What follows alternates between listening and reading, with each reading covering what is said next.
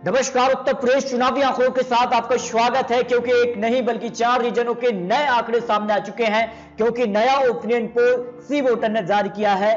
साप्ताहिक सर्वे के बाद क्या बदला है यूपी में, और एक और बड़ा ऐलान हो चुका है किसानों का कर्ज माफ। आखिर कौन कर्ज माफ करने वाला है, इसको लेकर भी महत्वपूर्ण आपको विश्लेषण देने वाले हैं। क्योंकि यूपी चुनाव को लेकर साप्ताहिक सर्वे का क्या है चुनावी गणित, क्योंकि काफी कुछ हलचल उत्तर प्रदेश चुनाव में इस वक्त देखने को मिल रही है। तो क्या इसका असर उत्तर प्रदेश के सर्वे पर भी पड़ा है, इसको लेकर महत्वपूर्ण आंकड़े आपको देने वाले हैं। और ये तस्वीर कहीं ना कहीं जो है यहाँ पर सोशल मीडिया पर भी जमकर वायरल हुई है। आखिर इस चिंता के पीछे का कारण क्या है, और प्रधानमंत्री मोदी जी अब यूपी चुनावी रैली में उतर चुके हैं।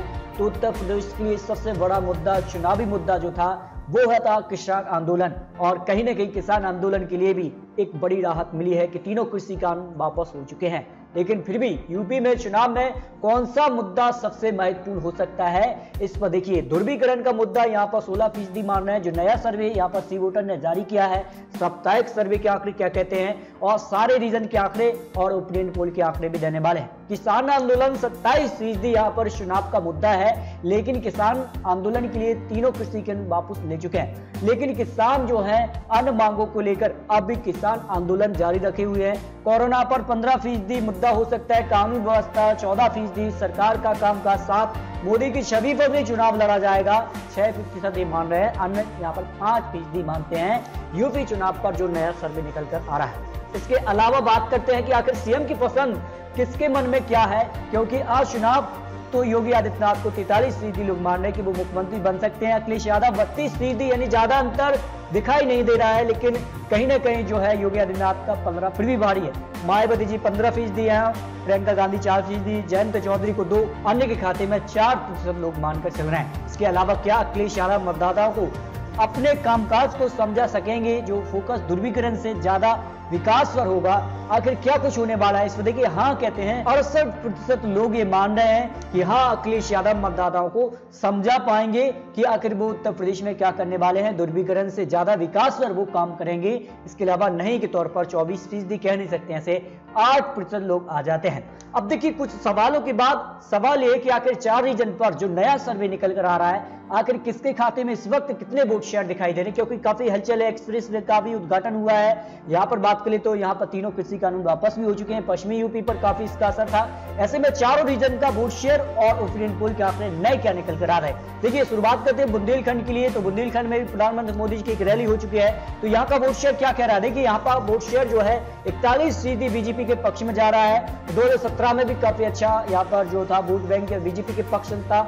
32% समाजवादी पार्टी के पक्ष में, समाजवादी पार्टी यहाँ पर हलचल तेज कर रही है। जबकि बीएसपी को 13%, 9% कांग्रेस को, अन्य के खाते में 5% बुंदेलखंड के लिए 19 सीटों के लिए लगाया जा रहा है। यानी जो नया सर्वे निकल कर आ रहा है 20 नवंबर और आज के सर्वे में जो अंतर देखिए आप, कितना अंतर यहाँ पर नजर आ रहा है। बीजेपी का जो वोट शेयर था उसमें गिरावट 1% की बुंदेलखंड में देखने को मिली है 19 सीटों के लिए जो नया सर्वे जारी हुआ है। यानी 42% से आज चुनाव होता है तो 41% वोट शेयर बीजेपी को जा रहा है। जबकि समाजवादी पार्टी को 1% का इजाफा हुआ है। यानी समाजवादी पार्टी का जो ग्राफ है वो लगातार बढ़ता ही जा रहा है। ये सर्वे के आंकड़े निकल के सामने आ रहे हैं। यानी कहीं ना कहीं बुंदेलखंड में जब बीजेपी को फायदा हो रहा है तब बीजेपी को यहाँ पर 1% का नुकसान, समाजवादी पार्टी को 1% का यहाँ पर फायदा हो रहा है। क्योंकि 2017 के नतीजों में तो भाजपा ने सभी 19 सीटों पर जीत हासिल की थी। नया सर्वे कह रहा है कि 11 से 15 सीटें बीजेपी को, जबकि समाजवादी पार्टी को 3 से 7। लेकिन समाजवादी पार्टी का वोट शेयर में इजाफा हुआ है। इस कारण समाजवादी पार्टी कहीं ना कहीं यहाँ पर 6 से 8 सीटों पर यहाँ पर पहुंच सकती है। बाकी यहाँ पर समाजवादी पार्टी के अलावा बीएसपी, कांग्रेस को ज्यादा यहाँ पर फायदा होता नजर नहीं आ रहा है। अब बात करते हैं अवध रीजन में किसे कितना वोट शेयर। नया सर्वे जो जारी हुआ है, साप्ताहिक सर्वे के आंकड़े आपको दिखा रहे हैं, क्योंकि अवध रीजन काफी महत्वपूर्ण हो जाता है। 31% वोट शेयर, बीएसपी को 10%, कांग्रेस को 8 और अन्य के खाते में भी 8% वोट शेयर अवध रीजन की 118 विधानसभा सीटों पर जो नया सर्वे जारी हुआ है। अगर आंकड़ों पर तुलना करें तो क्या आंकड़ा था, देखिए नवंबर 2021 को लेकर जो सर्वे था और आज का सर्वे जो नया सर्वे, इसमें देखिए आप बीजेपी के 1% वोट शेयर में इजाफा देखने को मिल रहा है। यानी अवध में बीजेपी को 1% का फायदा हो रहा है। समाजवादी पार्टी को करीब 2 से 3% का यहां पर गिरावट देखने को मिली है, क्योंकि अवध को लेकर जो नया सर्वे जारी हुआ है यानी कहा जाए तो अवध में बीजेपी को 1% का इजाफा हो रहा है, जबकि यहाँ पर समाजवादी पार्टी के करीब वोट शेयर में गिरावट देखने को मिल रही है। अगर यहाँ के अवध के आंकड़ों पर भी गौर करें तो क्या आंकड़ा बना था, देखिए बीजेपी को यहाँ पर 68 से 72 सीटें, यहाँ पर 118 विधानसभा सीटों में से, जबकि समाजवादी पार्टी को 40 से 44 सीटें मिलने का अनुमान लगाया जा रहा है। यहाँ पर बसपा की बात करें तो 3 से 7 सीटें, कांग्रेस को 0 से 3 और अन्य खाते में 0 से 2 विधानसभा सीटें,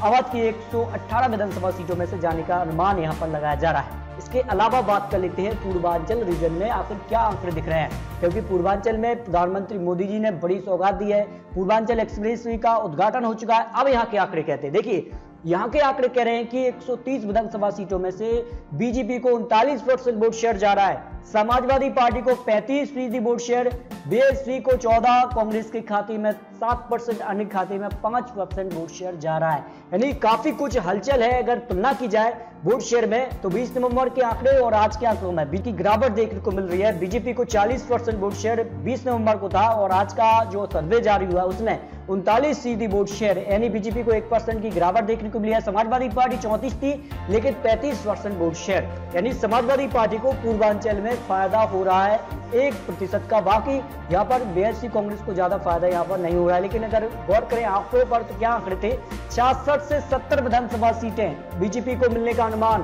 पूर्वांचल की 130 विधानसभा सीटों में लगाया जा रहा है, जबकि समाजवादी पार्टी को 1% इजाफा हुआ है। इस हिसाब से समाजवादी पार्टी कहीं ना कहीं अब जो है आंकड़ा 50 के पार जा सकता है। यहाँ पर जिस प्रकार का वोट शेयर में इजाफा देखने को मिल रही है, आने वाले वक्त में जो नया आंकड़ा बनेगा, क्या इसके बाद और आंकड़ा बढ़ेगा, ये तो आने वाला वक्त बताएगा।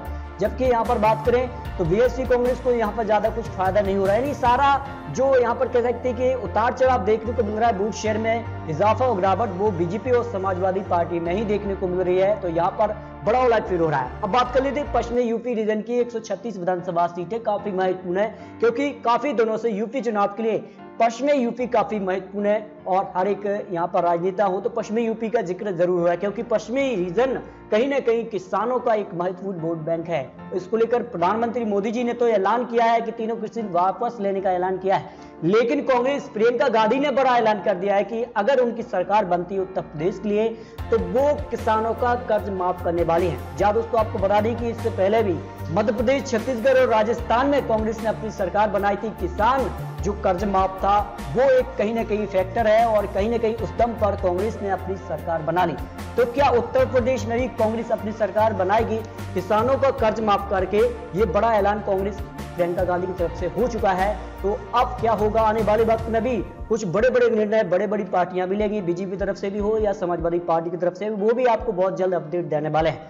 लेकिन पश्चिमी यूपी रीजन में अगर तुलना की जाए वोट शेयर में तो क्या अंतर दिखाई दे रहा है? देखिए बीजेपी को 38% वोट शेयर 20 नवंबर को, लेकिन आज का सर्वे जो कह रहा है उसमें 39%, यानी बीजेपी को फायदा हुआ है। किसान का जो रुख है वो बीजेपी तरफ से कम हुआ है, यानी रुख जो है वो नरम पड़ता नजर आ रहा है। और क्या किसान आंदोलन थमेगा या नहीं, ये भी काफी महत्वपूर्ण हो जाता है। लेकिन बीजेपी को यहाँ पर पश्चिमी यूपी में अब फायदा होता नजर आया है, जबकि समाजवादी पार्टी को 35% वोट शेयर के मुकाबले आज का सर्वे जो है वो 33% वोट शेयर दिखा रहा है। नहीं 2% की गिरावट पश्चिमी यूपी में समाजवादी पार्टी को हुई है, क्योंकि किसानों का जो एक बड़ा यहाँ पर कह सकते मुद्दा था उसमें कहीं ना कहीं थोड़ी सी गिरावट देखने को मिली है। उसका फायदा बीजेपी को यहाँ पर देखने को मिला है। जबकि पश्चिमी यूपी की अगर बात करें 36 सीटों में से भाजपा को 64 से 68 सीटें, समाजवादी पार्टी को 58 से 62 सीटें, बसपा को यहाँ पर 4 से 8 सीटें, कांग्रेस को 2 से 6 सीटें और अन्य खाते में 0 से 2 सीटें जाने का अनुमान लगाया था। यानी सारा कुछ मामला वो समाजवादी पार्टी और बीजेपी के इर्द गिर्द नजर आ रहा है। क्या प्रियंका गांधी तीसरी पार्टी बनेगी या फिर बीएसपी ही बनेगी, ये तो आने वाला वक्त ही बताएगा। लेकिन किसान आंदोलन कहीं ना कहीं जो था उसमें गिरावट देखने को मिली है और प्रियंका गांधी ने कहीं ना कहीं किसान कर्ज माफी का भी ऐलान कर दिया है। लेकिन आज का सर्वे और यहाँ पर कहते हैं नवंबर का जो सर्वे था उसमें बीजेपी को 213 से 221 सीटें, लेकिन सर्वे के आंकड़े हैं कि बीजेपी फिलहाल यहाँ पर थमती नजर आ रही है। वोट शेयर में ज्यादा गिरावट भी देखने को नहीं मिली है, ज्यादा उछाल भी देखने को नहीं मिला है। नहीं बीजेपी करीब 220 सीटों के आसपास उत्तर प्रदेश चुनाव में इस वक्त दिखाई दे रही है। जबकि समाजवादी पार्टी की बात करें तो 160 प्लस यहाँ पर समाजवादी पार्टी को होने का अनुमान लगाया जा रहा है। बीएसपी को 16 से 20 सीटें, यानी यहीं पर बीएसपी दिखाई दे रही। कांग्रेस को भी 6 से 10 सीटें, अन्य खाते में भी 2 से 6 सीटें ही दिखाई दे रही। यानी उत्तर प्रदेश विधानसभा चुनाव में और चुनाव हो जाते हैं तो बीजेपी अपनी सरकार बना लेगी। ये सी वोटर का सर्वे यहाँ पर निकलकर सामने आ रहा है। लेकिन आने वाले वक्त में क्या होगा, क्योंकि अभी भी जो समय है और समय कहीं ना कहीं कुछ भी कर सकता है, जिस प्रकार से पलटवार होगा, आखिर किस प्रकार से चुनावी वादे होते हैं और किस प्रकार की रणनीति यहाँ पर होती है और कौन बड़े दिग्गज नेता किस पार्टी को ज्वाइन करते हैं, काफी महत्वपूर्ण हो जाता है। इसके बाद आंकड़े बदल भी सकते हैं। क्या किसान कर्ज माफी का मुद्दा उत्तर प्रदेश चुनाव में उठेगा? आखिर कौन इसका समर्थन करेगा? इस पर अपनी राय कमेंट बॉक्स में जरूर रखिए और उत्तर प्रदेश को लेकर आप किसे अच्छा नेता मानते हैं, इस पर भी अपनी राय कमेंट बॉक्स में जरूर रखिए। तो दोस्तों, नए सर्वे और नए आंकड़ों के साथ फिर मिलते हैं, तब तक के लिए जय हिंद, जय भारत।